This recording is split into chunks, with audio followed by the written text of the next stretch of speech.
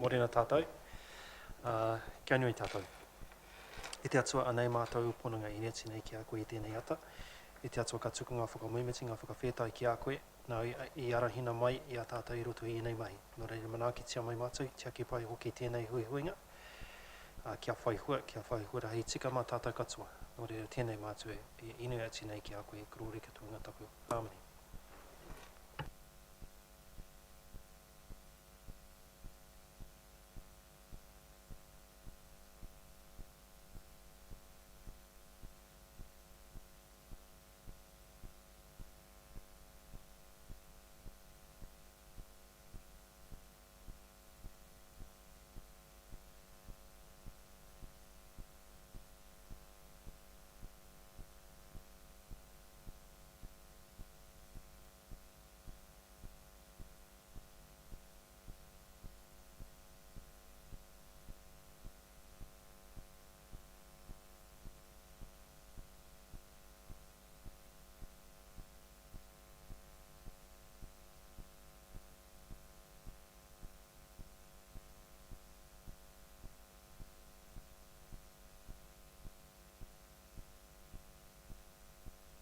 Mātou hui I roto tēnei o tātou whare.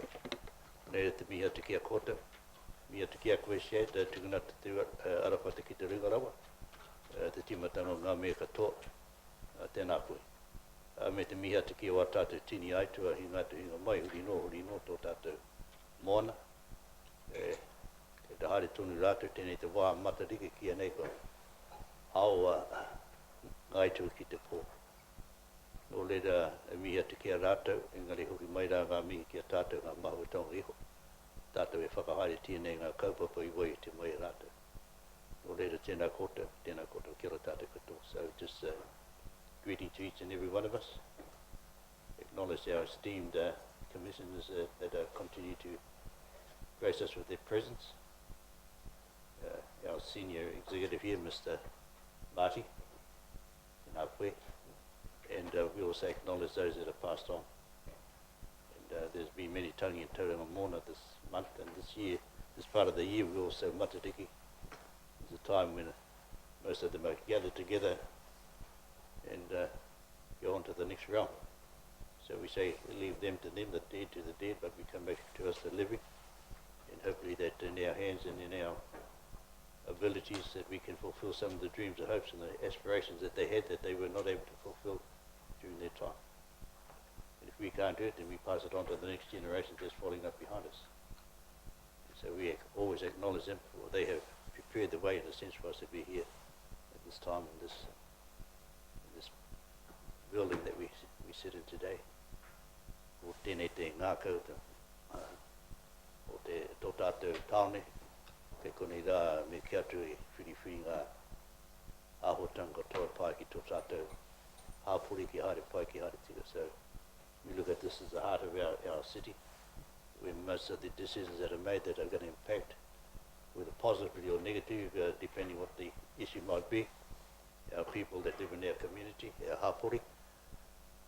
Oh, sorry. Just talking on the maraes, we don't use those. So, so we have a responsibility, and I'm sure that everybody sitting around the table acknowledges that, understands that, and that we're all prepared to do our best to fulfill those responsibilities that have been given to us for the better of the wider community and for Tauranga Moana and our position in our national economy. When we look at our port over there and what it provides and its importance in that whole arena. And all te miha te kia tātou. So again, to each and every one of you, thank you, tēnā tātou katoa. Also, I want to just acknowledge that on the 21st of this month, Monday, was the anniversary of Te Ranga, the Battle of Te Ranga, one of the last Maori wars that took place in Tauranga Moana. We always have a small gathering of people that always go there to fulfill that role in respecting those that took part in that conflict. And we say, even though e ti rātou I haere, me kia te ko tātou katoa I taite. And while it might have just been a small gathering of people that went there to acknowledge that moment in history, we say that we are all there while their presence there, they represent us all. So again, to those that went, for anybody in this Friday that went, then we just want to acknowledge that as well.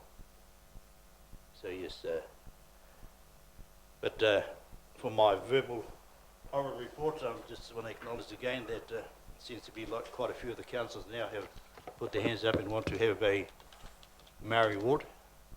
And I'm thinking about ourselves here and acknowledge again the commitment that the commissioners have endorsed the previous council's decision to have that. And I thought about looking around now that we are going to be partnering at another level, that maybe we need to start to get some designers into the whare Māori to maybe put a little bit of cultural presence here. The only thing I can see there is the Treaty of Waitangi, but I think we need something more that defines that or represents our relationship as Tangata Whenua and as treaty partners and all that stuff that goes with it, you know. And that, but I think the other most important thing regarding that decision that's been made, that we now have a ward, is just a responsibility upon us as Māori Tangata Whenua of this city to start thinking about and probably looking at and challenging some of our next generation that have got some skills and want to take the opportunity and a challenge in life to put their hand up to represent us on that seat. And so we have to have the right people in the seat to ensure that we can say, well, it was a great decision, that they represent us, not just ourselves as Māori, but the wider community, and they've got to be there with the ability to look just beyond the power walls, but to our whole community, because that's who they represent at the end of the day. And so that's something that us as Māori have to pick up that challenge to start thinking about, shoulder tapping, and might have to entice some of our people that are down at government offices and other organisations that have the skills and abilities that would be what we require for a person that might sit on that seat. So that's a challenge for us. Yes, I think I haven't got much else to do that, but just to say that again, the work that the commissions are doing, I think we want to acknowledge again the manner you're going about it and engaging with the community, and I think the whānau at Whiti were quite pleasantly surprised and quite happy that they had one of the hearings with long-term plan submissions over there at their marae, and it was great for that to happen, and I want to just acknowledge you for ensuring that part of our community was, who represent the wider Māori community, felt that they were honoured in a sense to have you sitting at their marae and hearing people that came there to present at that time. So thank you on their behalf. Thank you on behalf of Māori in Tauranga Mora. Kia ora tātou katoa. So that's my brief verbal update. I don't know if you call it a verbal or an oral update. What's the correct way? Oh. Okay. So can I have a move and seconder for my report, please? Shadrach, Rolleston and Materia. Kia ora. I just want to acknowledge Materia as well. Sorry, Materia, that did receive an email from you saying that you retired from Ngā Pōtiki, your roles in Ngā Pōtiki, and after 20 plus years service to them. And when we look at where Ngā Pōtiki is today, the impact that they're making in terms of the housing needs of the people, and also the commercial arm that you've developed over there. I want to just acknowledge you for your commitment, your sweat, your blood, your tears, and all the stones and the knives that are thrown at you at the same time. You know, you get a mix, you can't get all the sweet, don't get all the lollies all the time. So for your commitment as a wahine, oh, you got a gold watch? Oh, I thought they went out in the 60s. I thought a check might have been more appropriate for today. But yeah, I just want to acknowledge you and also your commitment to this council role that you fulfilled so ably over so many years. So to you, Materia, mia tuki a koe, whakaaro ki o Matu, your mother, I'm pretty sure will be very happy with the way that you've represented your whānau as well as the iwi Māori. So to you again, congratulations and all the best in whatever you might choose to go ahead with. So did I get a move in a second? Yep.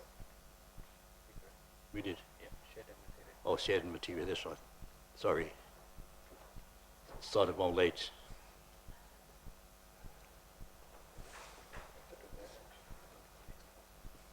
Anybody got any late items they want to put on the table? Just one comment, Mr. Chair. This year for the 21st of June and the Taranga commemorations, there's actually well over 200 people present. When we first started doing that commemoration, I think the first one, 11 people turned up. So well over 200 now, and it's growing every year. And I just want to comment on the agenda item on the submission made in terms of funding for the development of the reserve, and just commend that recommendation and that report to the commissioners. Kia ora.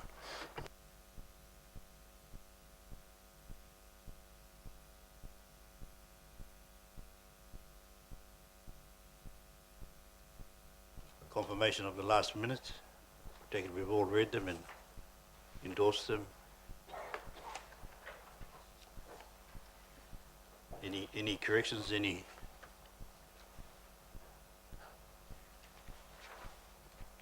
comments to be made about the last minutes, or not, then we'll get someone to move and somebody is second.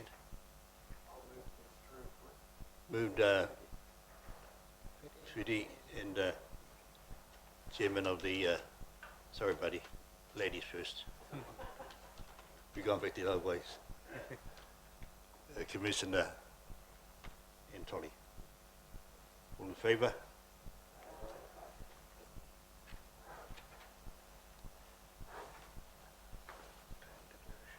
No declarations of interest? Conflicts of interest, sorry. No.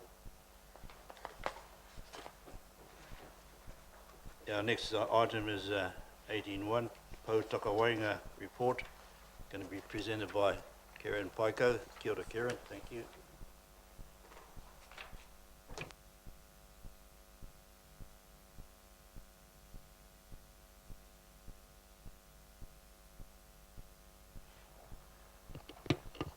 Tēnā tātou katoa, ngā rangatira o te tepu. Morena, I'm not Carlo. Anaroha mai, miss the apologies. Carlo is away today, so presenting the Pou Takawainga report to you this morning. So I'm going to take it as read. So this is just the Pou Takawainga is going to present to you at these meetings some of the key issues that we're working through with Tangata Whenua.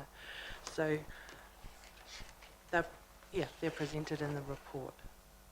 Any question?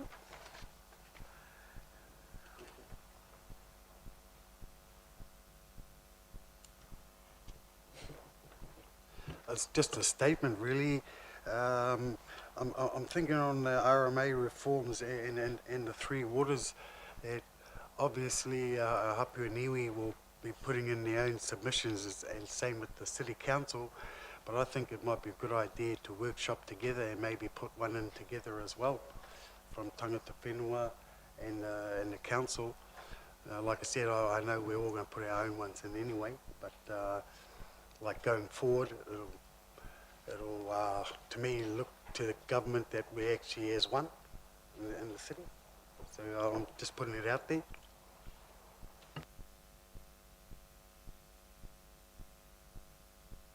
Is anybody want to make comment on that? Thank you, Chad. Kia ora everybody. I support Whitty's comments, because one of the things I think the Commission were conscious of with Three Waters and also the reforms was to ensure that there is a partnership arrangement between Council and Tangata Whenua, so ensuring that we're all informed, fully informed about the reforms, and that we're not undermining or cutting across each other, and that there is alignment across what we're trying to achieve as a city, but also support the aspirations of tangata whenua at the same time.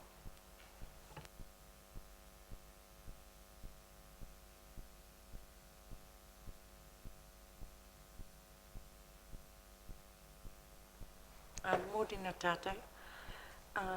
Kia ora kia ora mō tō ripota e tēnei ata. Ko te tuatahi ngā wai tokatoru, the Three Waters, just to acknowledge the two comments prior.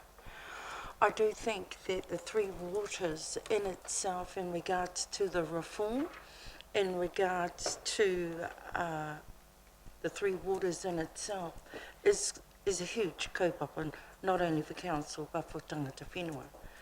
What we are starting to see is there are many layers to the Three Waters. Some we are just starting in regards to the reform and how we move ahead with that, but also for tangata whenua is that engagement process, and how we actually articulate that well back out to the community is something that's going to require that engagement process and helping to understand the Three Waters. Then we have Arawai, in regards to the entity in itself, is probably going to be a huge kaupapa to take on as well, which I believe all that is in process and coming, which allows us time to actually think about what does everyone coming together to approach this for our rohe. I am mindful that we have 3 councils, we all are, within Tauranga Moana in the sub-region of Western Bay, is that for tangata whenua, some of those boundary lines actually are merged together with Tauranga City Council in Western Bay, and those challenges have always been there.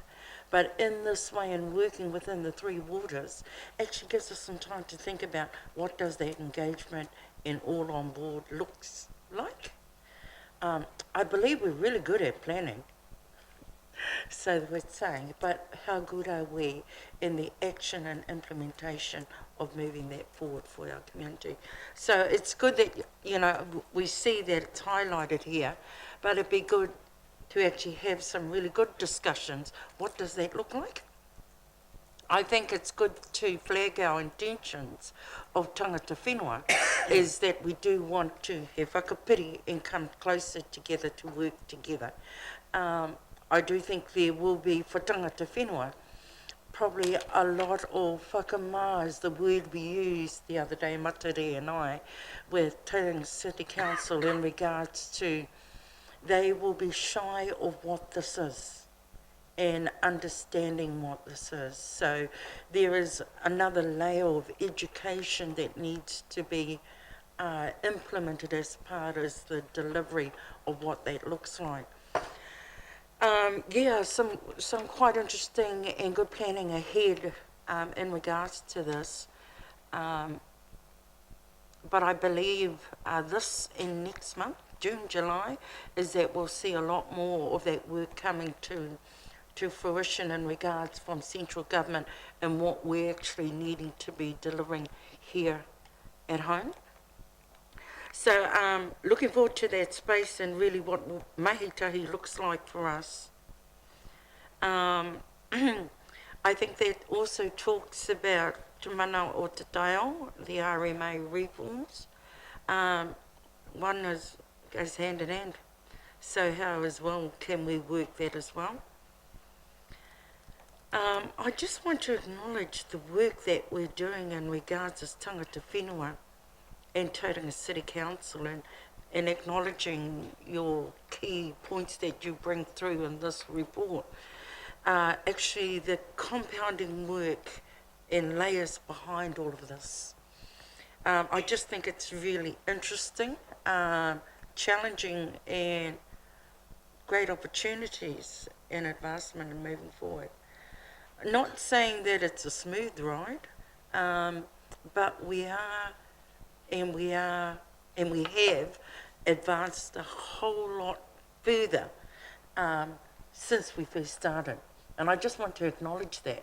At one stage we were sitting in waiting and, you know, crossing our hands and waiting for Takawainga to actually do that for us. But I think now we're seeing the true partnership and us working together in many layers of that.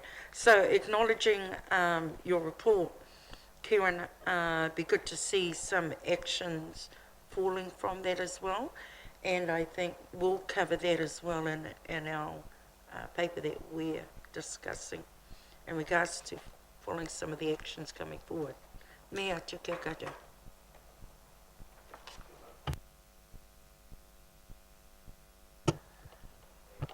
Morena tātou. Thank you, Kieran, for your report. I just wanted to add into that, if you like, our thanks for the excellent cultural day that you put together for the commissioners. You know, as a newcomer, if you like, to Tauranga, learning about the history and then going and visiting some of the significant sites was really important, and gave us a much better understanding of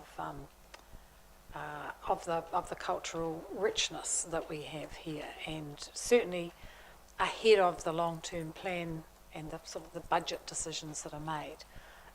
It really helped, I think, formulate some views for us.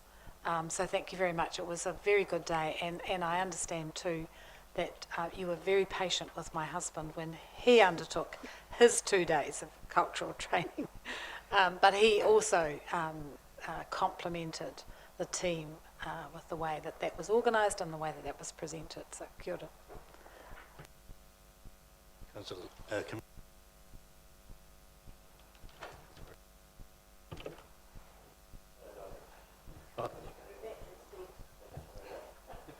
Try that. You're right. There we go. Here to Anne's comments. I mean, I've found personally the experience insightful and a tremendous bonus, really, in terms of my ability to be able to act as a commissioner. So very much appreciated. Just picking up on Vitty's suggestion of a joined up view on really all of these reforms. I think that's really important. I personally have quite a few reservations about the reform program, which is somewhat ironic because I was one of the people in the community that rattled the cages for a long time to get a reform agenda underway. But some of my concerns are that the reform agenda between RMA, Three Waters and local government reform seem to be like ships passing one another in the night, but not necessarily communicating with one another that well. And what I fail to see, and others may be able to clarify it for me, but how are these joined up? And I think they are conceptually linked, but actually disparate in the approach that's been taken. And on the RMA reforms, you know, kind of the expectation was that the new system would be better than the old system. And we've just gone through a meeting of smart growth yet again yesterday, where we see the complexities of our processes and systems and structures and funding arrangements just constantly holding us back in terms of our ability to grow this region and meet the needs of its community. So to me, and when I look at the RMA reform, they talk about 2 new laws, but actually the combination is 6 laws. The proposed Strategic Planning Act, which is a sort of a spatial planning act, then the National Built Environment Act, which is the kind of regulatory piece that gives effect in theory to the Spatial Planning Act, but it's unclear how those 2 laws work together. And then the funding decisions are largely made under the Local Government Act as we currently know it and the Land Transport Management Act as we know it. And they are not inherently linked or joined into those 2 former acts. And so there's a risk that we'll end up with a continuation of planning decisions being made under the two acts now instead of the one act, the SPA and the NBEA, and the funding and investment decisions being made separately according to a whole bunch of other political drivers that happen in the local government system as we know it. And then added into that are the two other climate change acts, the Climate Change Act itself and the Mitigation and Retreat Change Act, or wording to that effect. So in total, all of the things that affect our decisions around how we grow and develop our region are affected by 6 laws that don't talk to one another well, where funding is separated from planning, and therefore delivery is separated from planning. And I really worry that we're headed to a direction that is actually worse than what we currently have. And to date there has been no voices that I'm aware of other than perhaps Simon Upton, who has put his hand up and said, as the instigator of the one of the instigators of the RMA in the first situation, he has now reviewed the proposal and says he doesn't think it'll work. Now that's a bit of a worry in its own right, but he is about the only voice to date that has actually asked, does the Emperor actually have any clothes? And I actually think there's an important role for us as a community to really look at this and challenge that if we're not comfortable. I've shared my concerns, others may be quite happy with it, but I think there's an important need that we do take this seriously. It will shape how New Zealand grows and develops, and it's fundamental. And if we don't get it right this time, it'll be another generation, and I'll be long gone before we get to think about it again, because change like this doesn't come along very often. So I'm just sharing my views. I'd be very interested in the views of others, because I think we've got to get this right.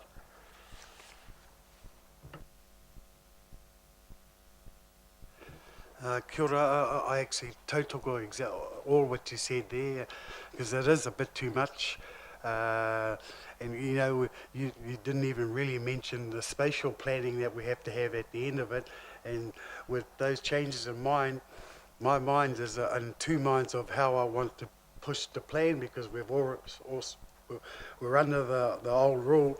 Sometime in the future, in 2023, we might be changed or might not. And so we've got to make sure that that spatial plan, when it's due by November 2023, is fit for purpose for those new acts.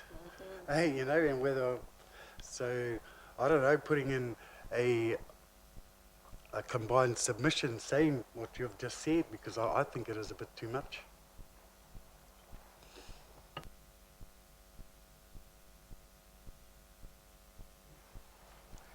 Kia ora, thank you for that commentary, Stephen.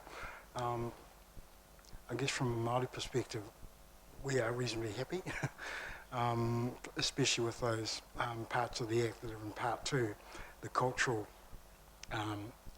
clauses, where that having regard to has been replaced by take into account, which is a much stronger direction as far as cultural issues are concerned. So I agree with Whitty. I think it would be a wonderful thing if Council and iwi could present a joint submission to those RMA reforms. Kia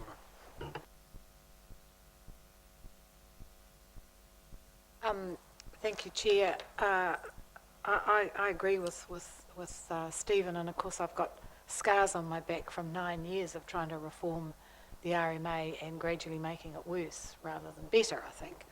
I think we might have made it better from a cultural perspective, but actually from a delivery perspective, we made it worse. And that's my fear, is that we are going to get back into this planning, as Irene says. We're really good at planning, but then when you come to deliver something, it just takes forever.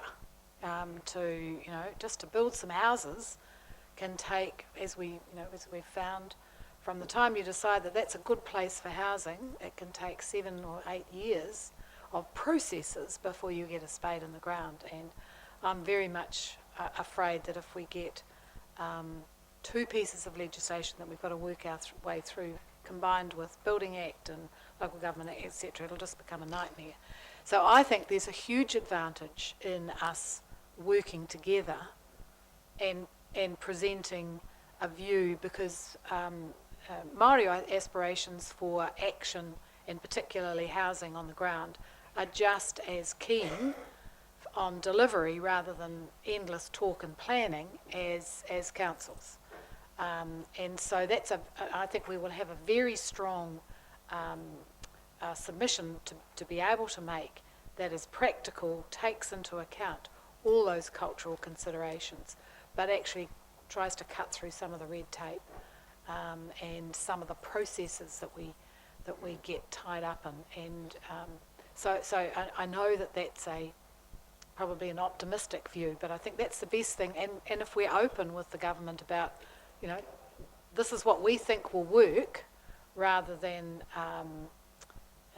and being quite strong if we think it won't work, and speaking with a combined voice, that's a very powerful thing for a minister to hear. So well done, Whitty, and I totally agree.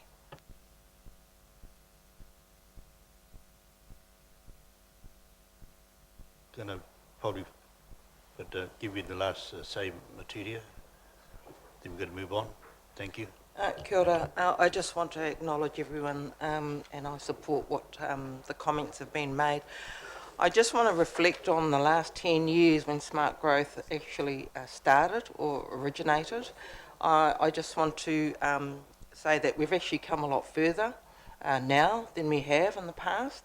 And I think too, there's no disrespect, Bill, I think you've done a wonderful job in trying to navigate the people that were present on that Smart Growth Committee.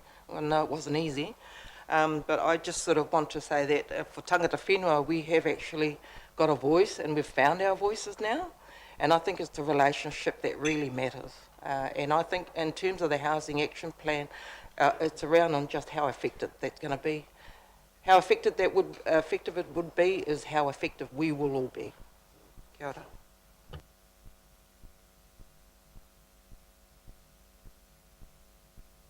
Speaker, Councillor, CEO, Mr. Grenfell. Thank you, Mr. Chair. Look, perhaps if we can talk about the water reform in particular, just the journey that we've been on, particularly with Tangata Whenua, I think if we go back probably 3 months now, there was the briefing by DIA. They came here and you had the session with them through the Rangapu, I think was the framework that we used. And then the following day we had the session in Rotorua. Then about a month ago we had the session up at Cameron Road, where we had Nick Johansson and Stephen come and talk to you, and we had a really good conversation about the water reform and how we might try and work together and walk this path together. So on Monday at the Strategy, Finance and Risk Committee, where we have 4 representatives or 3 representatives from the former committees, and Martiri, you'll be there, the water reform paper is on the agenda, and that'll be the first time that I think there can be a public debate, particularly about the impact that it might have and how actually we might respond and communicate with the Crown as this unfolds. There's also another paper on that on the Monday's agenda that actually describes and provides a timeline of all of the reforms that we're talking about here and how we might need to position ourselves to be able to work together to respond as well. And so I think this conversation is a really good scene setter for the conversation on Monday, where there can probably be a wee bit more detail discussed.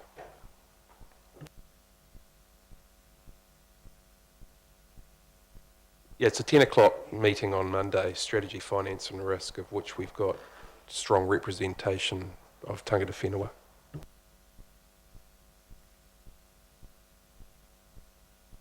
Passing back the raka ki te Tangata Whenua, Commissioner Wollaston.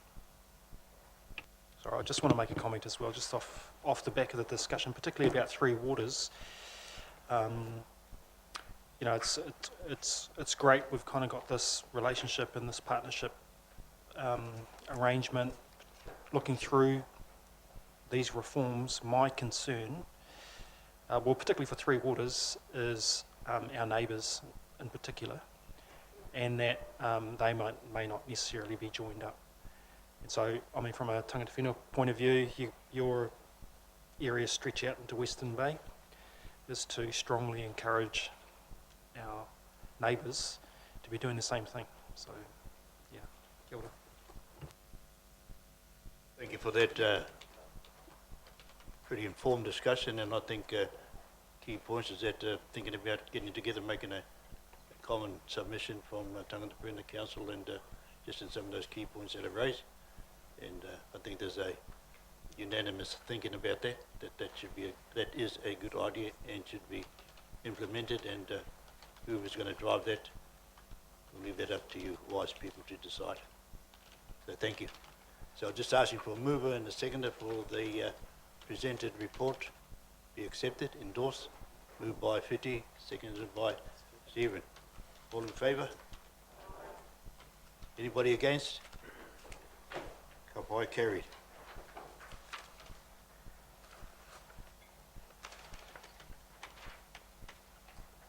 Item 10.2, Te Rangapu Mana Whenua o Tauranga Moana Report. Kia ora Matira.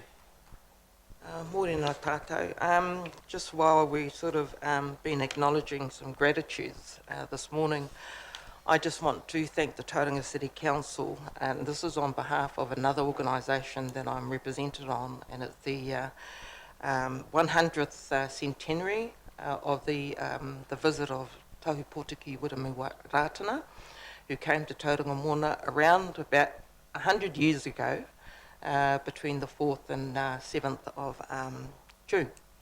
And we had this awesome event and at Tahu Whakatiki Marae, which was also the same day as the blessing of the wharenui after it had been refurbished. And so it was a very exciting weekend, very busy for us. Irene is also on our committee as well.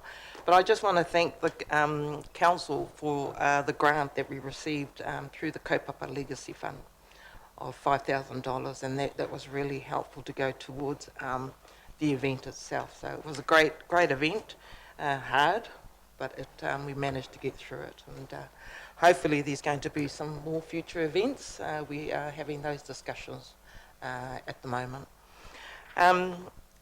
I just also want to thank the commissioners for your open-mindedness and your fairness, especially with a lot of the exciting discussions we've been having lately with the LTP. I feel like that we've been flatmates for quite some time, and I hope it's going to carry on in the future.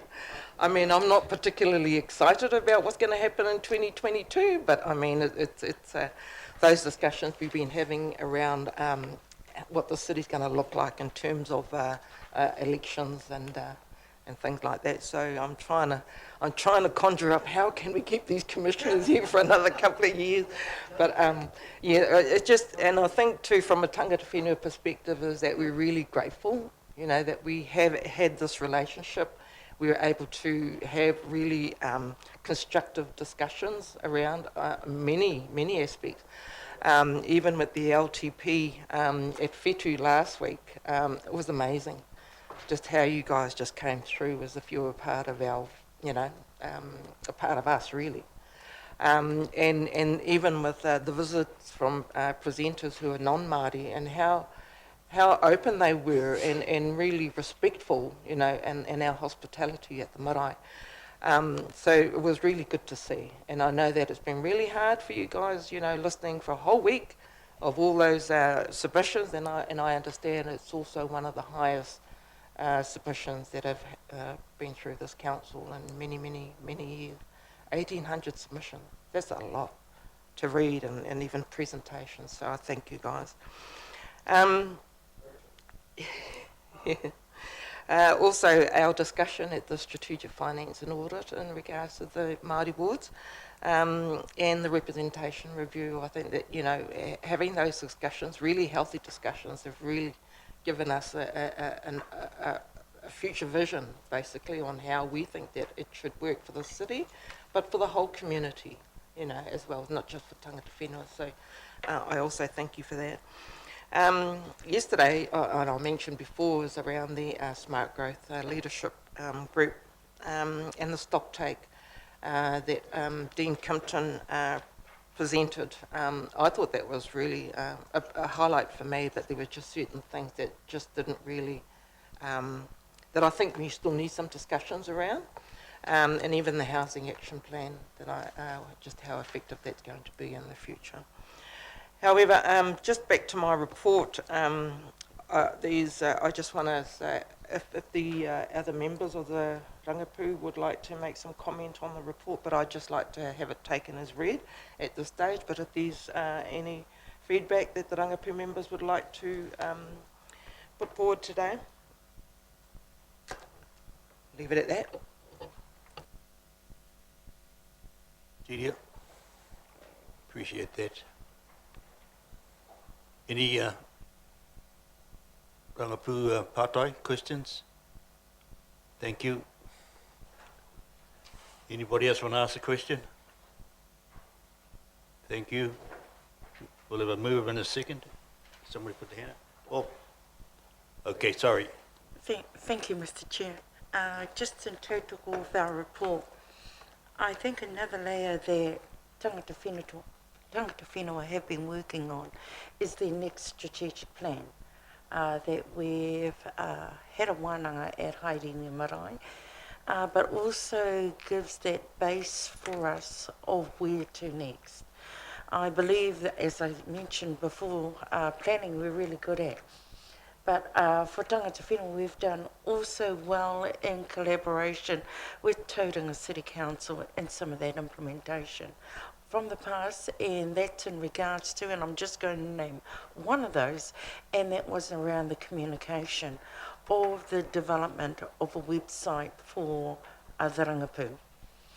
That in itself was to actually build the consistency of our communication with Tangata Whenua. I think it's great that we've got good communications internally, but it's how well that we actually go back to our respective hapu and iwi and also relay that messages as well.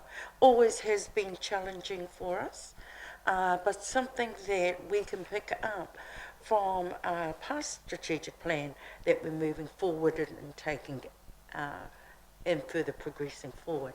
So just want to acknowledge that as a part of the work that we're doing in relation to our report that we have here. I must admit, we have got a really good working rōpū as the Rangapu that have come together. As you can see, we've got much work to do. Sometimes I'd like to just crawl under the table, but it sort of never leaves. It's ever never ending. So I just want to acknowledge, Matari's introduction of thanking Tauranga City Council, the commissioners, but I also want to acknowledge Rangapu and their hapu and iwi that are behind them as well. Mea atu kia koutou. Kia ora, and thank you, Mr. Chair, through you. First of all, my apology for this morning, for my lateness. To be honest, it sort of slipped my mind a wee bit. As you can see, I just came quickly. But however, in terms of, I'm sorry I missed all that kōrero about the Takawainga's report, however, I'm sure the other members have covered that adequately in terms of comments and questioning.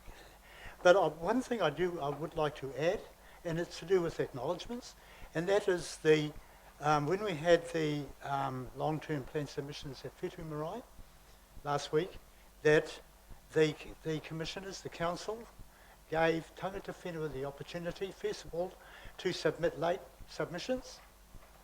That's a first.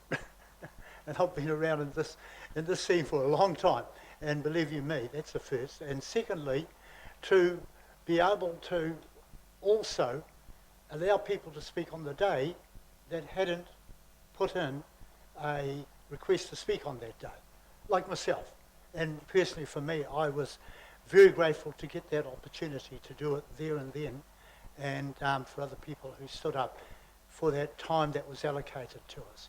So I'd just like to add the acknowledgement of the Rangapu to you, the Commissioners, the Council for that. And of course, for our rangatira, Tumuaki, the CEO, Martin. Kia ora. Thank you, Mr. Chair. Sweet. Thanks, Mr. Chairman. I would like to thank the TCC staff for the governance training we received over the last, about a month ago. It was very valuable to myself, and yeah, I'd just like to thank Coral and her team for, I know it was only a first time run through of this type of governance training, but yeah, that was very, very helpful, and I'd like to thank them. Got it.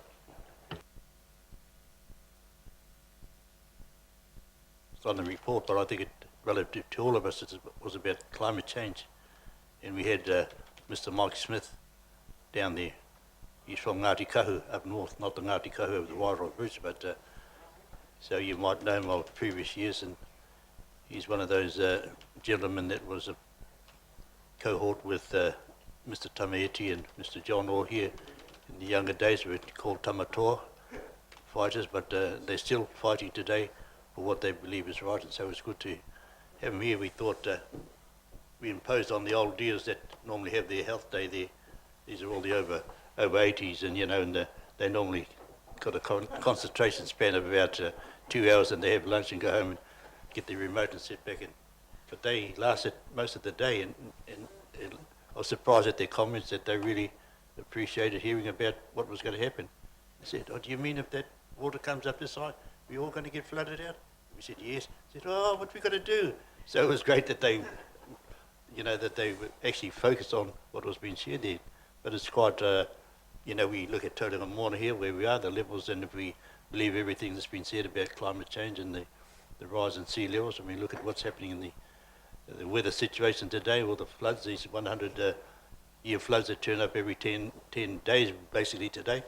You know, they're moving down the country. There was up in Auckland, down in the East Coast, and all our whānau down there getting washed out. And so it is an important topic to be able to really consider seriously in when we look at our community here in Tauranga Moana. And so, yeah, I just thought I'd mention that, but it was a good day. And Mike Smith seems to have quite a vast experience about being taken overseas and been involved with a lot of some of those overseas high-powered forums that they've been running overseas in climate change, and I think he's pretty balanced in his comments and his way he was presenting, not over the top, not radical and all that sort of thing. So, but it was great for the old people that were there, and of course, like, as we all joke, "Oh well, I won't be here then, so it's okay," kind of thing. You know, the sun's setting on them. We say this. We have the saying in Māori, "Kei te toa te rā ki rungi au." So the sun's setting on me today, which means we're getting to the end of the lifeline. But the sun will rise again tomorrow, meaning that somebody else will take my place and do what I'm doing today. And so hopefully we can make it a little bit easier for them when they do. It's either going to get easier or going to get harder. I think we had it real easy back then, Dave, you know. But today there's a lot of challenges for our young people and in all our communities in Aotearoa, in the world. And when we look at what's hearing, somebody turned up on a flight from Australia with the COVID.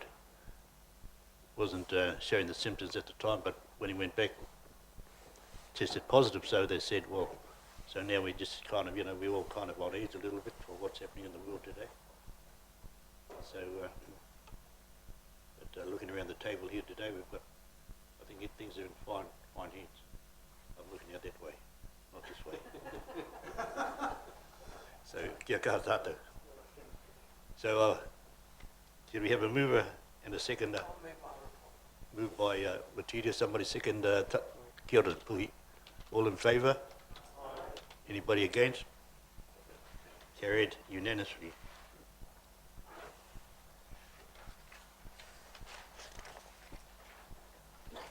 (10.3), next item. Crowley is going to give us a quoted on the representation review. Thank you, Crowley.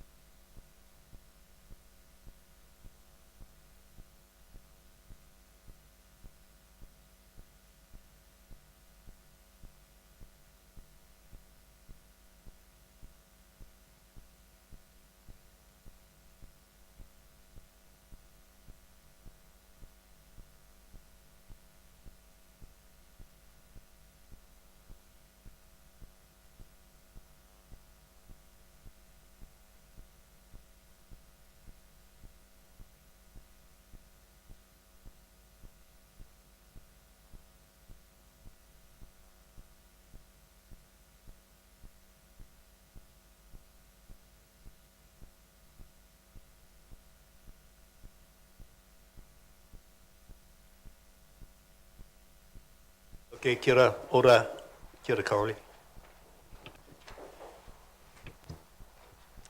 Tēnā koutou katoa. Robin's going to come and join me as well, Robin Garrett, who's our Deputy Electoral Officer and will also be providing, able to answer any of the tricky questions, hopefully. So this is a presentation for your information, and really Susan will also be talking about the engagement side and what we've got planned for engagement. So between the three of us, we're really just taking you through what the Strategy, Finance and Risk Committee looked at on Monday. So they had quite a big report, and this presentation only has been updated since then, and they had a look at some of the options and then asked us to come back with another option. So I'll sort of work my way through it. I hope not to take too long and allow for sort of some questions and answer sessions. I'm really just providing you with some information to start with, and then going through the options, and then hearing not only your feedback on those, because I mean you probably it's the first time that you've seen them, but to sort of how really ask you how you would like feedback, how you'd like to be involved in that sort of early engagement process. So I'll start if that's okay. So the objective really is just to get you up to speed with some of the key concepts in the representation review. So it's the legislation under the Local Electoral Act, not under the Local Government Act, and it's quite prescriptive. It's quite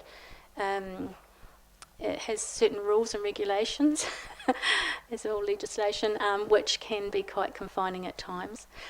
So we'll take you through this idea of identifying communities of interest, because that's the very first thing you need to do, and then talking about this effective and fair representation once you've identified those communities of interest. We'll look at the three options that are available. There's actually four, but they're an at-large option, wards, and this is where the committee asked us to come back with a 6-ward option and an 11-ward option for the general wards, and a mixture of both. We'll look at the Local Government Commission's role. We'll talk a bit about community boards and early engagement. So as staff and the committee were going through the process about representation review, these were the sort of questions that we asked ourselves, and in fact that the legislation asks us to consider. So what are the communities of interest in Tauranga City? Are there shared common communities of interest spread across the city? Or are there specific geographically based communities of interest that you can draw on a map? Do councillors need to be elected from different geographical areas of the city? How many elected members do you need for effective representation? How are they to be elected? So there's three options. So that's this at-large, and at-large is it's city-wide. So when and then you have general or Māori wards, or a mixture of both. And should voters have a say in the election of a large number of the councillors on the council? And what about community boards? So those are the sort of questions to kind of keep in mind, or that was shaped the report that was written to the committee. So the current representation of Tauranga City is 10 councillors elected from, 4 are elected at large, and 6 were elected from 3 wards.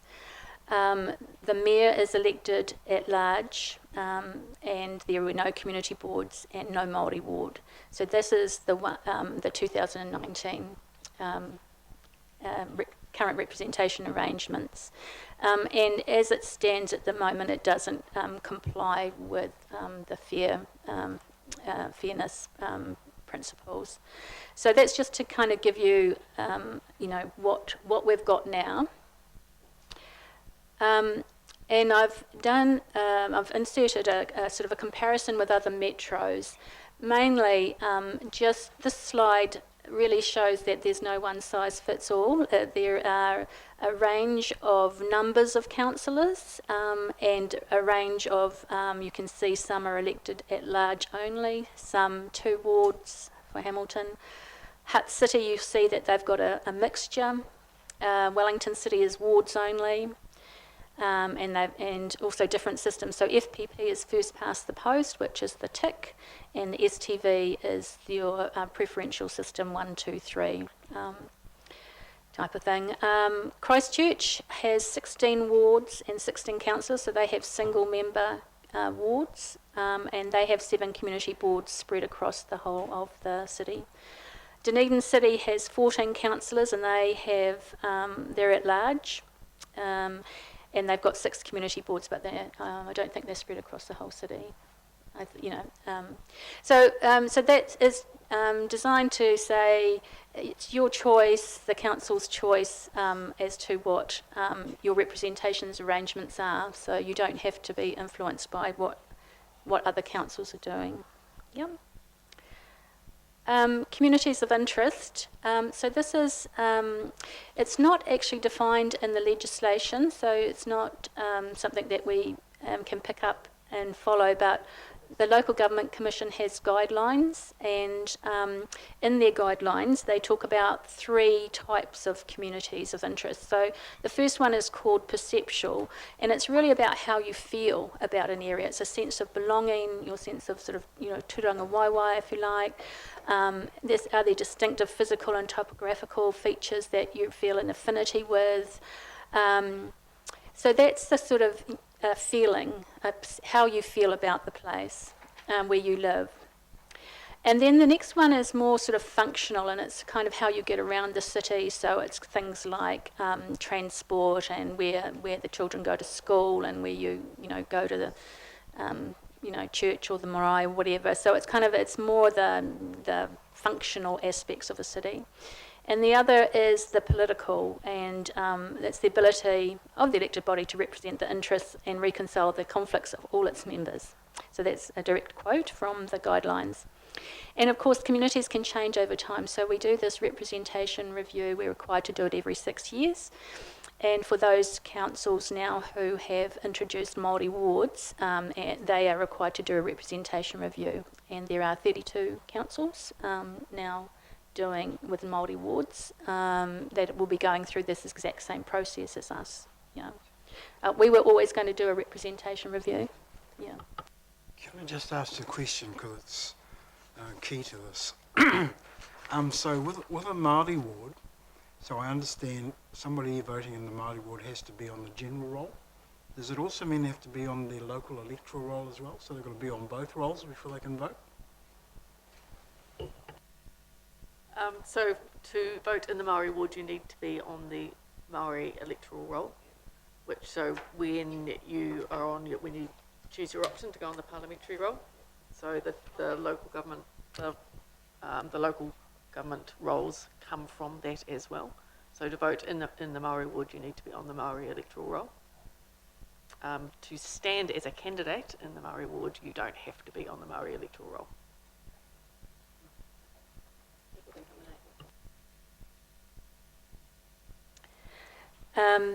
Right. So then there's this concept of effective representation. So once you've identified your communities of interest, you then ask how are they most effectively represented, and it comes down, again to the total number of elected members you have, and whether elected members are elected from either a ward at large or a mixture.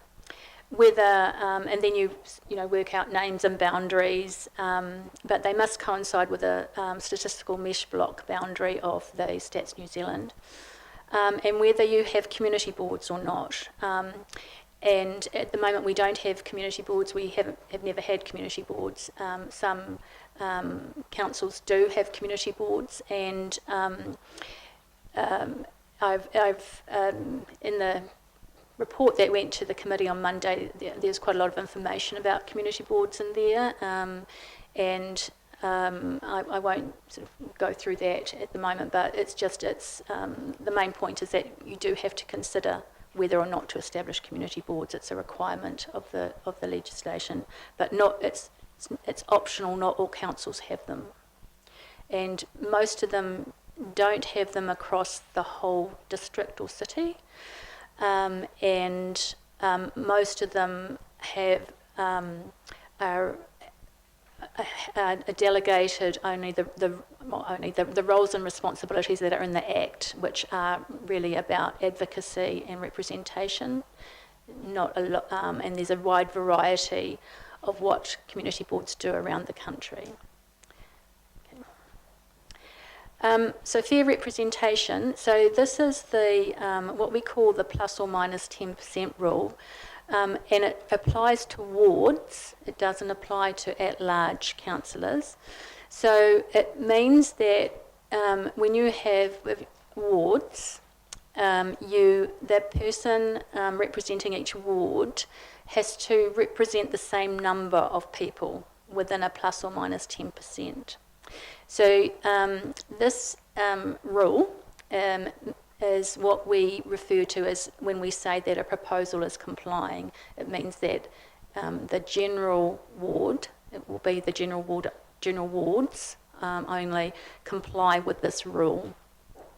And we have a challenge to get compliance and get the boundaries and the communities of interest lining up. So that's we have been doing some work around that, and so that's the main point I want to make about compliance, is with this plus or minus 10% rule applies to general wards only. It doesn't apply to the Māori ward because you only have one Māori ward, and you have one Māori member, which means you only have one Māori ward. And when at large means that everybody votes for an at-large councillor, whether you're in the Māori ward or the general ward. Everybody votes for the at-large, just as everybody votes for the mayor. Just trying to make that distinction. It's and you can, yes. I just want a bit more clarity there. That means people not on the Māori roll can vote for a person that's running for the Māori ward if it's at large. Is that no? No, so the Maori ward, just the concept of the Maori ward is that it is a ward, it's not an at-large. So only those people on the Maori roll can vote for that. So anyone that identifies as Maori that is on the general roll won't be able to vote in that Maori ward. And same with if you've got your specific geographical wards, again, you can only vote for those people within that ward. Whereas at large, at the moment we've got four councillors at large, so anyone that's enrolled to vote in Tauranga can vote for any of those candidates that are at large. We'll talk about that in a bit more detail when we come to the options and your idea of whether it's important that the majority of people vote for the majority of councillors idea. So you can have between 5 and 29 members, excluding the mayor. And when we're talking about, yes, the mind boggles at 29, but that's, yeah. So I thought it was 6, but it's actually 5.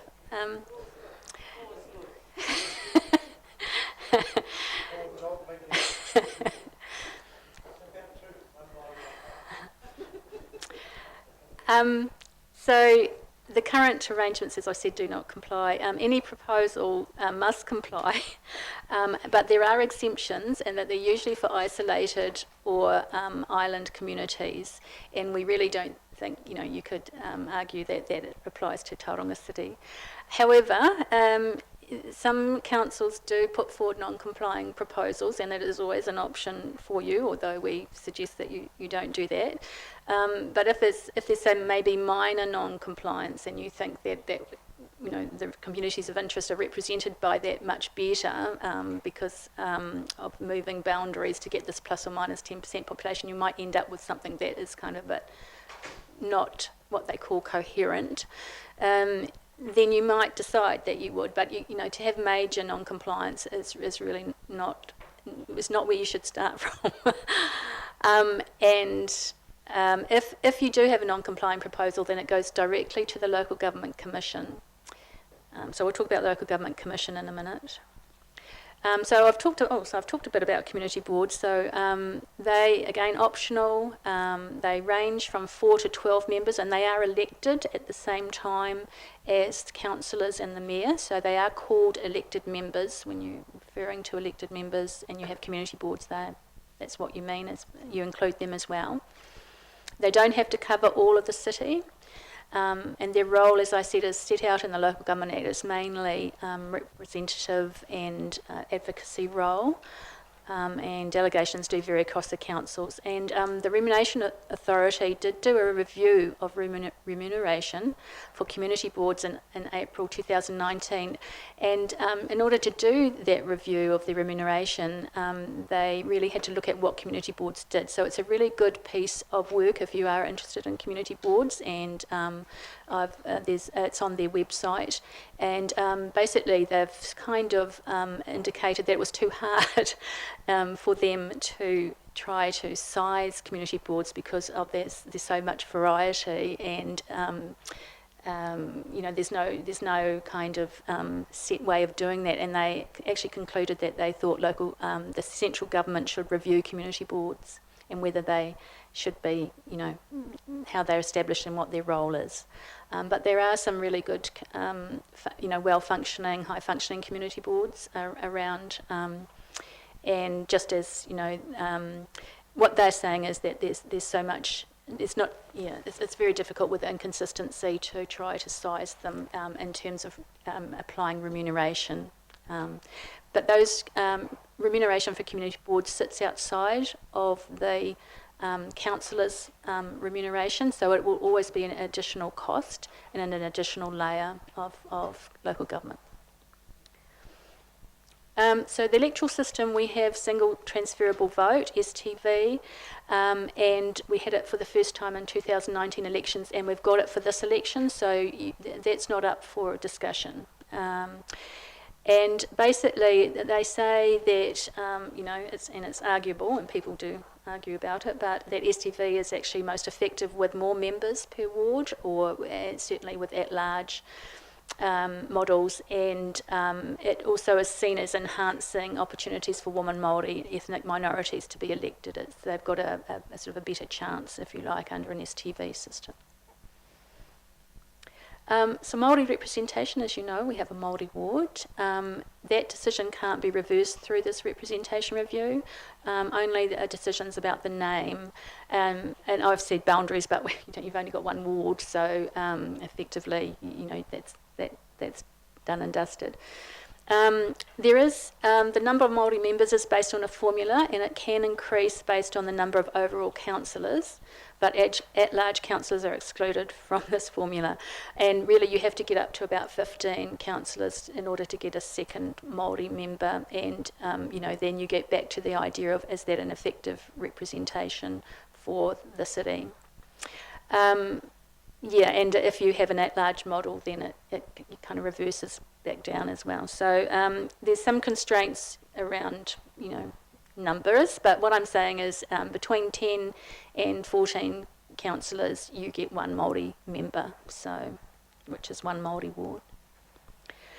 So the Local Government Commission, the role of the Local Government Commission, there is 4 of them, and Benita Bigham has just been added, and she's South Taranaki person, Ngāruahine and Te Aotearoa, and I worked with Benita. She's a councillor at South Taranaki District when I was there, very experienced councillor, and now community board member, I understand.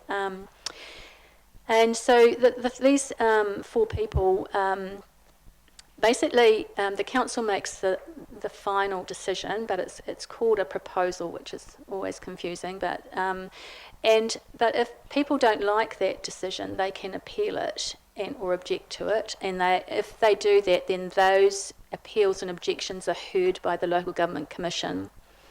And of course, if we put forward a non-compliant proposal, it automatically goes down to them. And they hear from the people and the council, and then they make what's called a final determination. So they're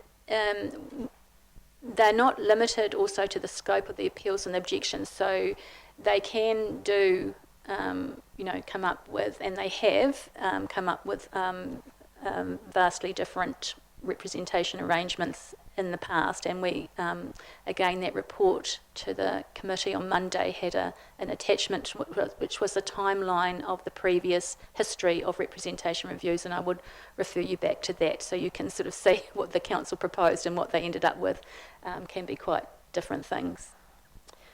So that's why we're saying it's best to have a complying proposal, but you know, it's up to the public whether they wish to appeal or object.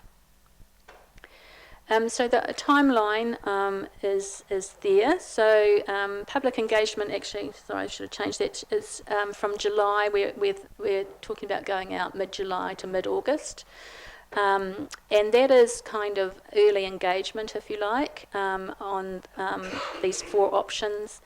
Then the council hears that feedback, and then they make just one proposal. It's called an initial proposal, and then that goes out for formal public submissions. So we're doing a kind of early engagement process, then a formal process, and then the council will hear and deliberate on those submissions that they receive, and then they will make a final proposal. Now, those people that have put in a submission on the initial proposal, if they don't like what the council ends up with at the end, they can appeal. And anyone who hasn't been part of that initial process, they might have been quite happy, say, with the initial proposal, and if it gets changed, they might not like it, they can object.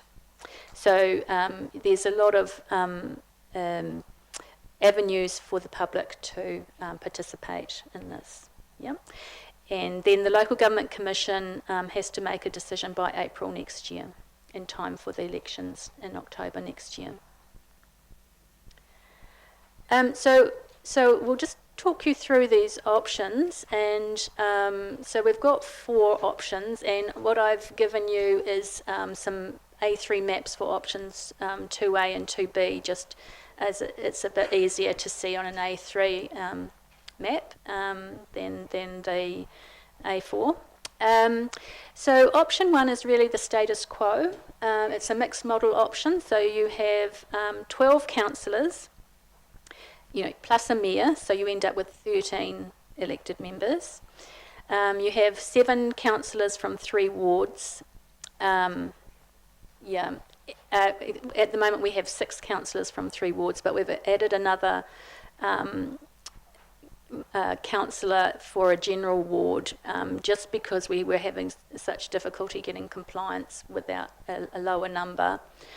And 4 at large, which is the same as what we've got at the moment, and 1 Māori councillor. So that's been down to Stats New Zealand. They have to do the work for us because they extract the Māori electoral population in order to get the general electoral population. So that one is complying.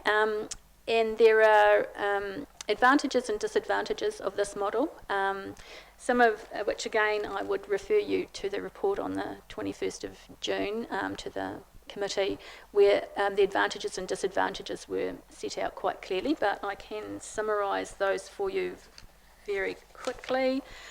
Mainly just saying that the advantages are that people know this model. It's been around since 2010. You get representation at large, so that's groups of people who are not geographically represented. So you have you still have these kind of ideas of communities of interest going on with the wards. The sort of disadvantage is that the review and observer team thought that this model contributed to the dysfunction of the council, so the actual way that the council was set up added to the dysfunction. Now that's sort of arguable, and we have had different points of view about that. From our electoral officer said that it's more personality based, and it doesn't matter what system you've got, you can kind of, it's not going to help you necessarily. However, it is something that was raised by the Review and Observer team in their report, and I think you do need to think about that. What was the other disadvantage? I'm just having to think of. Can't remember. I'll have a quick look. Anyway, there is sort of they're set out sort of in tables in the report. So that's the option one. And that just shows you the compliance with the plus or minus 10% rule, but I'll come back to these more with options 2 and 3. So options 2A and 2B are wards only. So these are the general wards that the general electoral population will be voting in. So if you're on the general roll, you get to vote for this. Yeah, so this one has 12 councillors, 11 from 6 general wards, and a councillor from a Māori ward. And I will go to my report so I can take you through that. So with the wards, the general wards being geographically based, so the you only vote for the ward that you're living in. So it's as we have at the moment, we've got the three geographical wards, and voters only vote for the ward that they live in. So at the moment you've got Welcome Bay, you've got over at the Mount Papamoa, you've got Otamotai and round that way. And so me living in Welcome Bay, I only get to vote for that ward. I don't get to vote for the representatives that are in the other geographical wards. So, yeah. Sorry, can I ask the question in regards to your charts that you've prepared here? Is there any information that will help us as Tangata Whenua where our Māori voters are? Is there any information that we can gather for that? We know the overall electoral population for the Māori electoral people versus the general electoral population, but we don't know it per ward. Yeah. So Stats New Zealand, what they do is they calculate that figure for us. So we don't do it ourselves. So we send this off, a map off to them.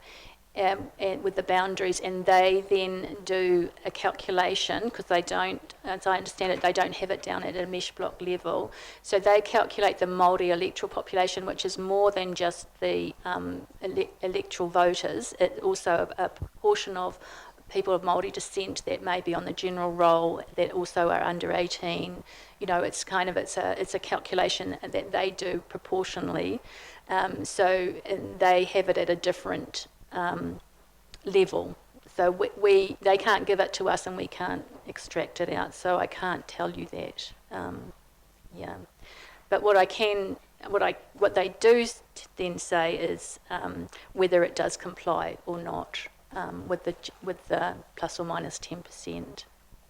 Yeah. Okay, so I think probably why I've asked that, well, not probably, the reason in asking that question is to help our Tangata Whenua to focus on where those key areas that we need to actually draw the voters to help the Māori ward, especially in the new implementation of that, to make it a success. So at the moment we're probably now thinking that it's going to have to be a splattergun approach as a precise sort of target where our people are. Maybe that's probably a strategy that we can talk about in our hui. Thank you. So because at the moment you have just the one Māori ward, so that covers all of Tauranga, the whole area. So it's not broken down. So the Māori ward's not broken down geographically. It's right through the city. The other thing is that the maps have been developed in conjunction with Takawainga and Kalo, and so they've had an overview of hapu boundaries as well as these wards have been looked at as well. So that's been there's been an overview of that taken into account as it's gone. So with wards, general wards, they're kind of they're seen as easily understood. People, know that there's their councillor that they vote for, and councillors, once they're elected, they do take a declaration, like an oath, to say that they will consider and work in the best interests of all of the city of Tauranga. So it's a requirement before they can act. They must take that declaration. So even though you are elected from one geographical ward area, you do, when you're a councillor, have to consider city-wide interests. Yeah. However, there can be. Yes, and as. Oh, sorry. Yes. Kia ora koutou. In this option 2A, is the Māori councillor that mayor? Is there no mayor in this? No. There's you can't see the Māori ward is the whole of the Tauranga city boundary, so it will be one ward. So maybe if I can flick you through to option 3, which is the at large, it's just that. It's just the Tauranga city boundary is the Māori ward. Yeah, it's city-wide, but only those Māori electors on the Māori roll can vote in the Māori ward. Is that helping? The mayor's not factored into these. These are just looking at the councillors, because the mayor's a whole separate vote. So these arrangements are looking at how you elect your councillors, whereas the mayor is always everyone that can vote in Tauranga gets to vote for the mayor as a separate thing.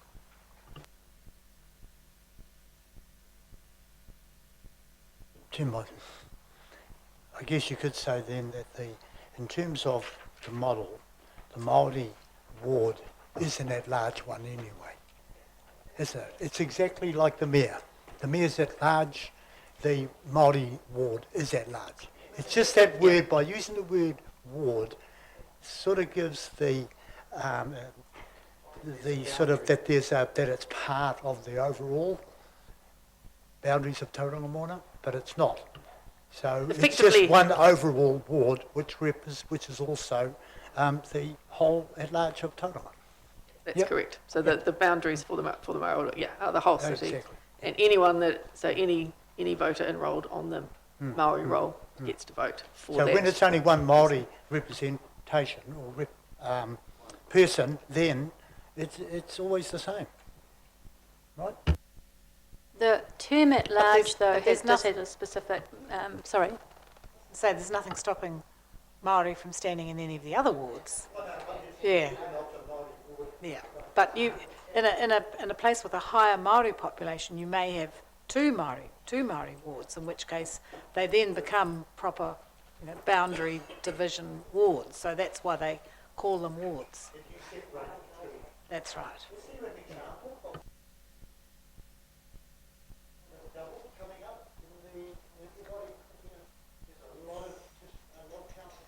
Yeah, I think Whakatane might have 3. Yeah, Wairoa has 3, and 3. I don't know about Rotorua, but there's 32 councils who are coming up to this. So if you have a higher Māori population and a higher number of sort of councillors, it can It will be very interesting to see. But can I just say it is a Māori ward, and we do need to use the word Māori ward to distinguish it from at-large, because at-large means that general and Māori voters can vote for an at-large, and it's quite a specific kind of technical word and to distinguish it, but I realise how confusing it can be because it takes us a while to get our head around it. So what I'm saying is that there's advantages and disadvantages for each model. It really depends on your perspective and where you're coming from.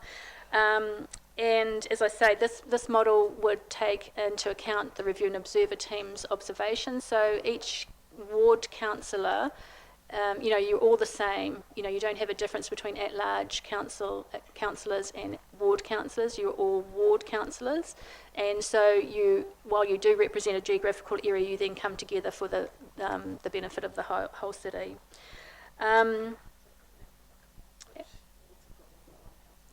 So in this option, the Moal ward and I'll just push it through, Moal and Otamotai have 3 councillors. Te Papa, Tauriko and Wairaki have 1, and Welcome Bay has 2. So you see that in this option, in a general ward, some general electors would be voting for up to 3 councillors and others only for 1. So it's not a fairness in the sense that everybody would vote for the same number of councillors on the council. So, but under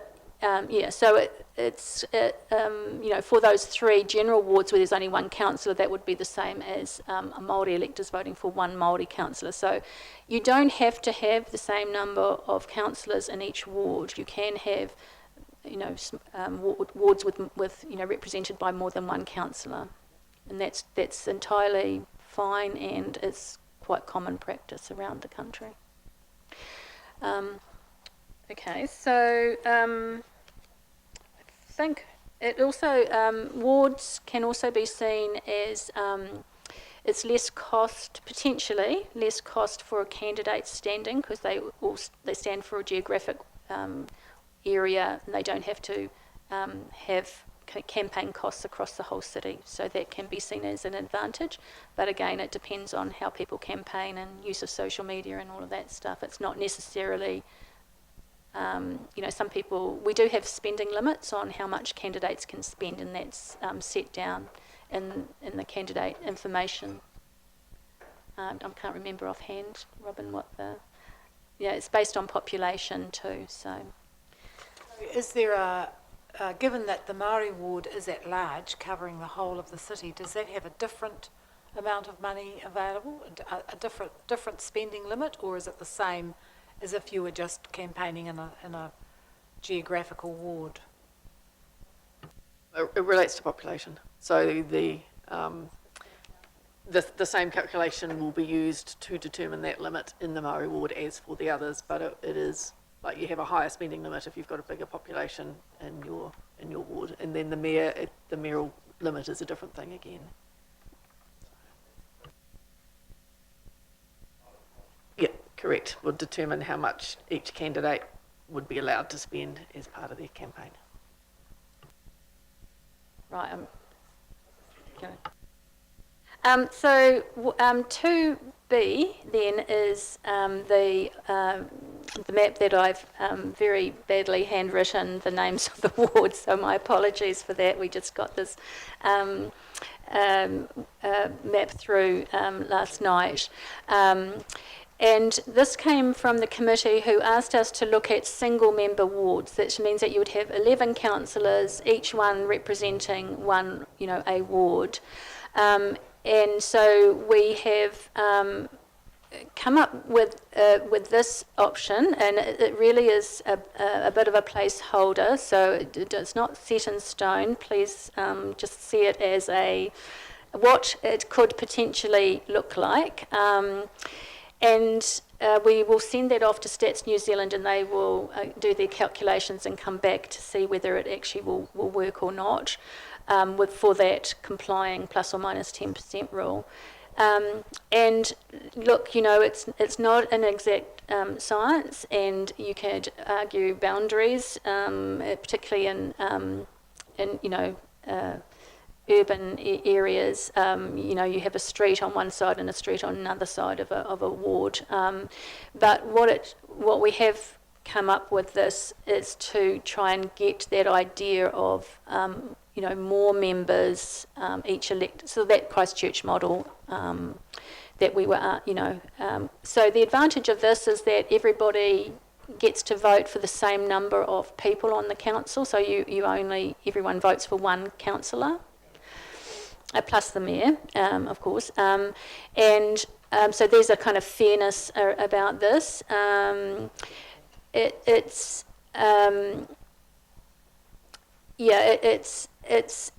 Again, election costs could potentially be lower, and it's this idea that you've got your one ward member that you can go to, and they represent your geographical area. So that's the model that we've been asked for to look at, but we really don't know if it's complying. So at this stage, these are the general. These are the population figures that include both Māori and general electoral populations, and so they do comply when we do that. But then we'll send it off to Stats New Zealand, and quite often they don't comply when they come back from Stats New Zealand. So we will have a number of options, and also what the committee has asked us to look at is having 10 or 9 general councillors. Yep. So No, Coral, that's not quite right. No, we said we weren't concerned about having a particular number. We really wanted a model that delivered single ward councillors. So if that came out at, to make it compliant, if it came out at 10 or 11 or 12, we weren't particularly worried. We just wanted to have a look at a model that produced something that was reasonably compliant. So we will report that. This will go in the report that goes out today in the agenda, but we will report to you because we're waiting on Stats New Zealand, but they've been very good at turning around things. So we may have a couple of different variations that we might table on Monday at the committee. Sorry, Carol. So if it doesn't quite fit Stats New Zealand, like in terms of the numbers, and it's non-complying, there's no harm in us still pushing ahead with it, even though it is non-compliant. That's true, and we will try and we'll sort of fire off a number of iterations. So maybe by the time that the council makes a decision on the 12th of July, you would have one that does comply and also makes sense in terms of your communities of interest. Yeah. But the key issue with that, a non-complying, is that automatically goes to the local government commission for determination. You really do want to avoid doing that, and if you can. Yeah. So this is going to strategy and finance again. We let it lay on the table. We had a special meeting to discuss it. We decided to let it lie on the table while the staff went away and did some work on the single member, which was Stephen's suggestion, and then it will reconsider it again on Monday before it goes out for sort of the public to have a look at for that early stage to get a bit of feedback.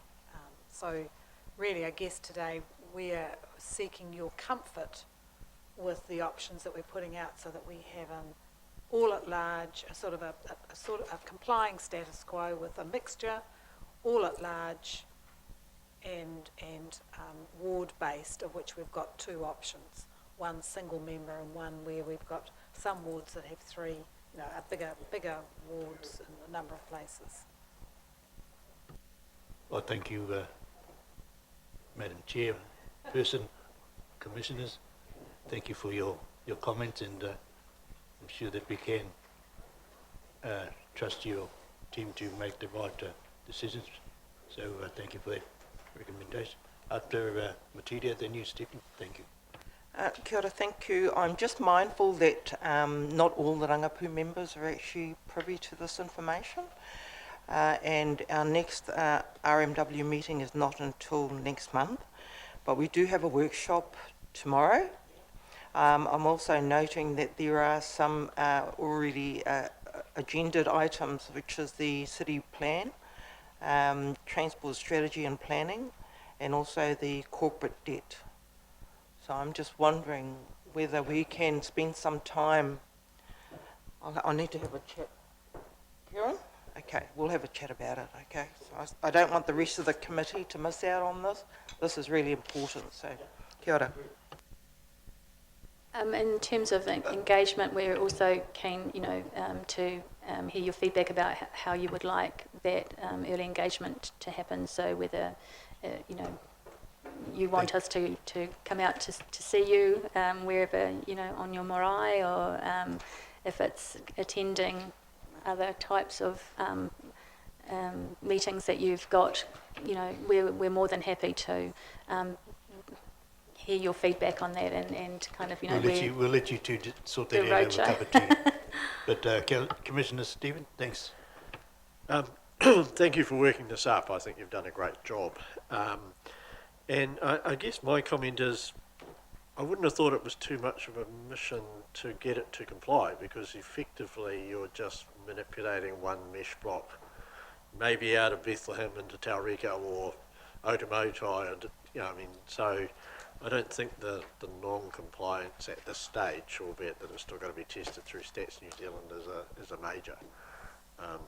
It may well mean that one community might feel a little bit more aligned to, say Otamotai than if they were put into Brookfield, as an example, but it's only a small number of people that would be, relative to the population, that would be affected.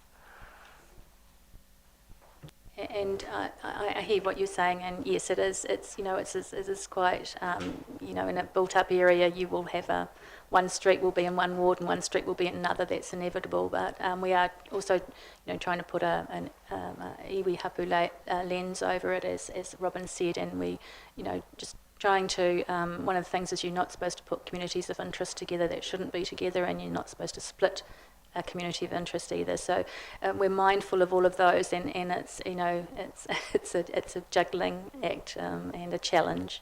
But yes, we hoping that we will get back complying version of this. It might not be exactly that, but there'll be something very close to it.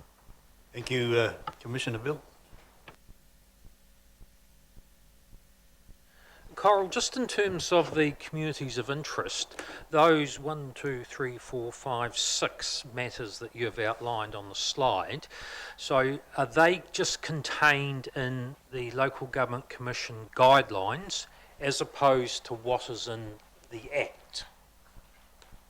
Yes, that's right. There's no definition of communities of interest, or even, what...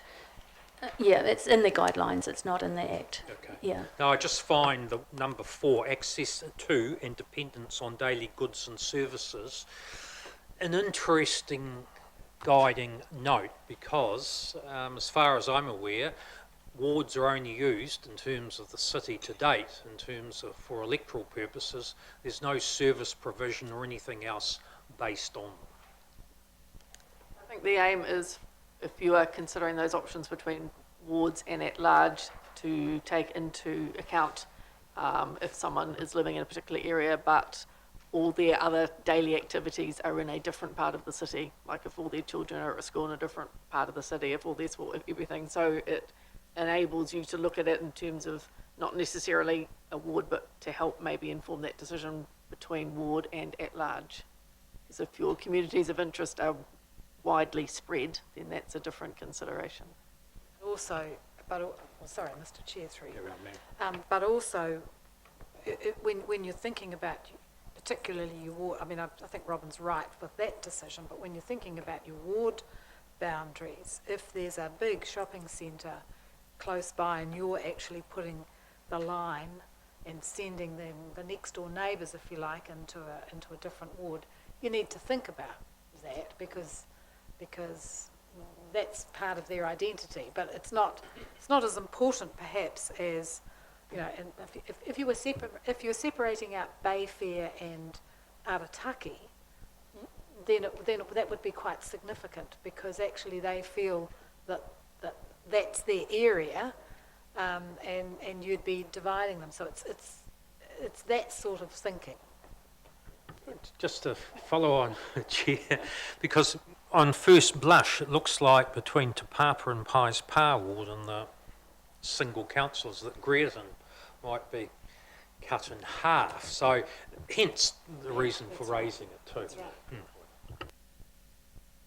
Thank you. Yes, and the final option, which you've already talked about, is at large. So I think we've had quite a discussion about this, but just one note I want to say is that when you have a Māori ward, you must have one general ward. It's a requirement of the legislation. And you'll see there that the general ward councillor would represent 136,000 people, and everyone else would represent about 15,000. So, in terms of fairness and representation, it kind of is a bit out of whack, but it's just the sort of vagary of the system, and that we have to work with. But the options, the advantages of at large is, I think, if you think that we're a small, compact geographical city and people move around it all the time, and so issues such as transportation and land use and infrastructure development and city centre development, if it impacts on everybody, and you think that maybe communities of interest don't live in a geographical area, then this might be the option that you would prefer. And it also means that everybody gets the same amount of, you would vote for 11 councillors out of 12, which that could be appealing to some people. So there are advantages and disadvantages. The disadvantages is that, election costs could potentially be higher. You've got the sort of review and observer team's observation that at-large councillors do tend to may also stand for the mayoralty, and you end up with the mayoralty race sort of continuing onwards. Each model has advantages and disadvantages. It's just the one that you prefer to live with, really. So in this model, a Māori ward voter or a general ward voter will both vote for 11 of the 12 councillors.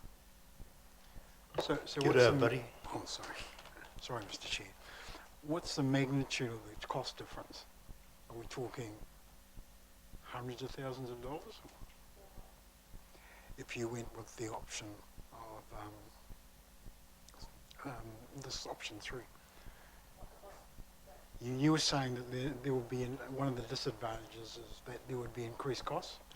So potentially, if you're wanting to campaign, you'd have to campaign kind of across the city. So you might have to have, more billboards rather than just a small geographical area. But as we're saying, for the Māori ward person, we're going to have to do that anyway.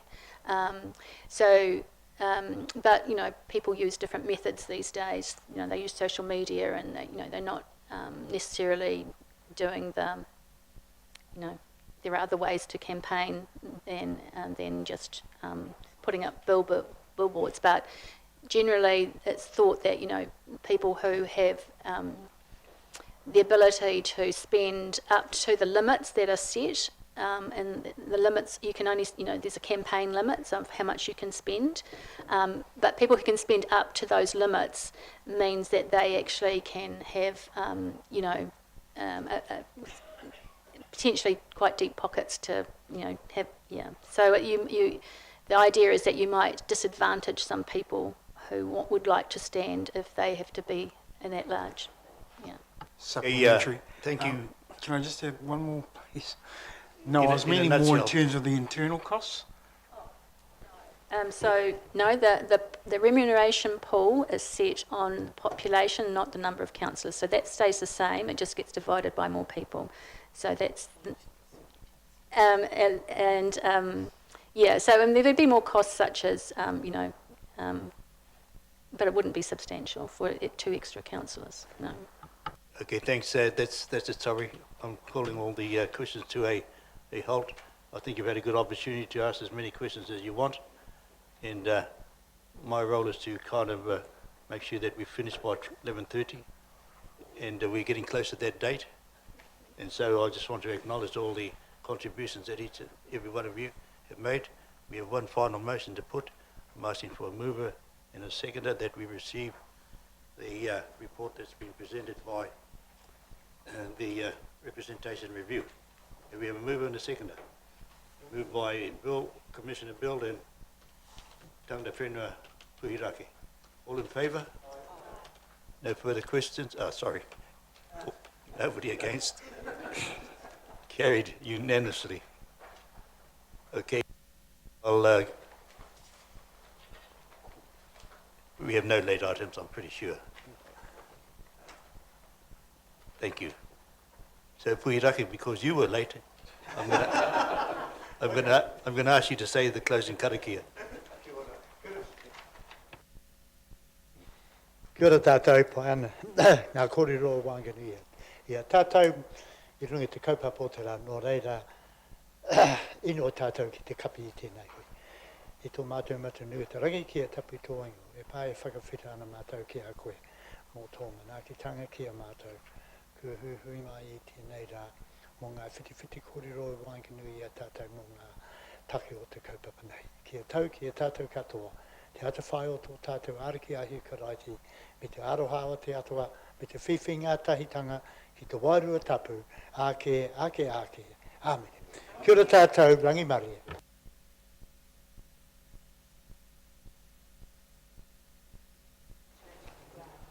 Our kai should be out there ready, so first one out can bless the food.